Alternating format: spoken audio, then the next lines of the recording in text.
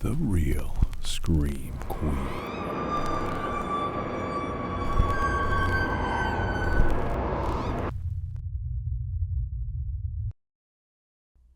Todd finally found a place in Los Angeles he could afford.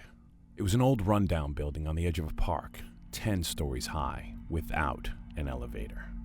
But he was up to the challenge, and going up and down those 10 stories would keep him in shape. Move-in day was horrific. He hadn't really considered how to get his stuff up there. But with a lot of friends and multiple shifts with a dash of energy drink, anything is possible. Wiped out, he sprawled on his couch, checking out the magnificent view.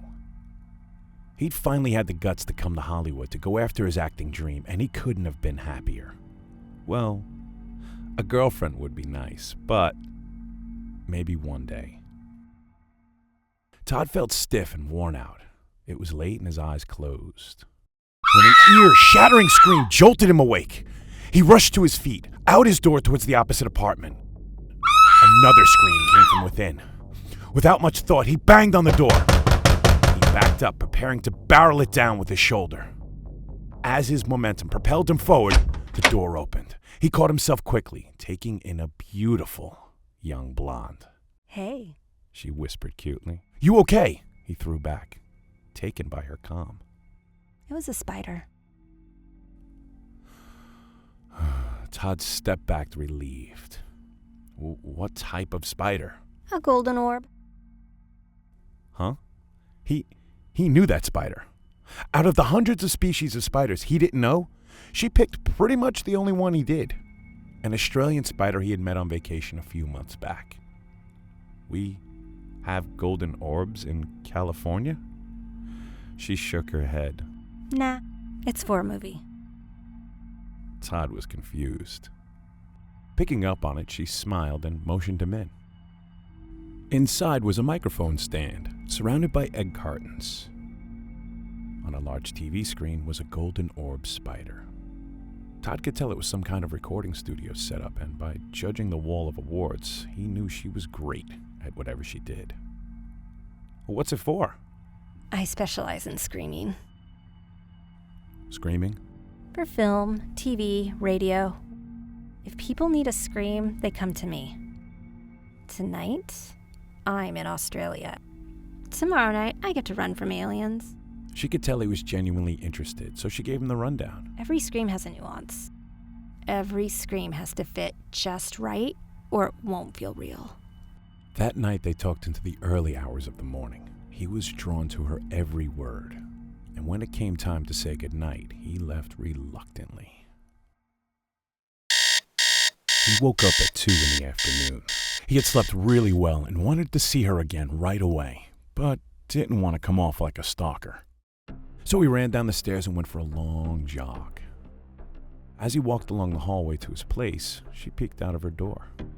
She had a huge assignment, was going to be busy for the entire week, but hoped they can get together when it was done. He admired her dedication, and it made him like her even more.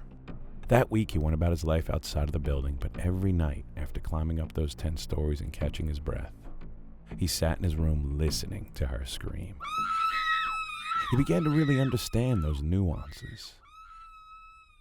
On Saturday night, Todd's friends came over. As they sat there, her screaming started again.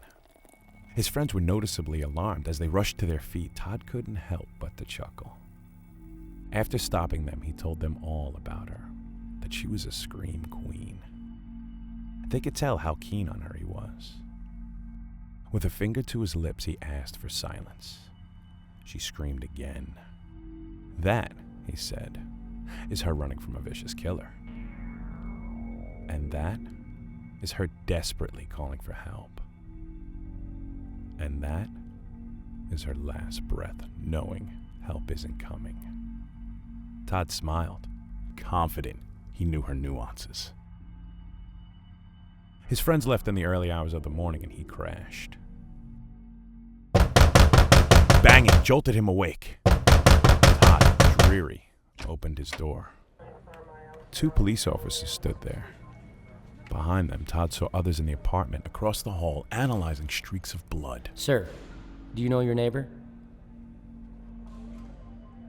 He nodded. Did you hear her screaming last night? He nodded again.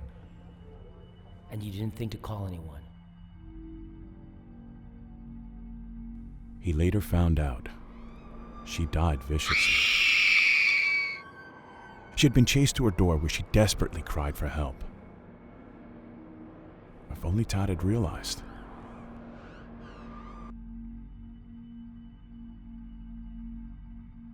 Todd sat alone in his apartment, numb. There was only one thing he wanted to do now. Scream.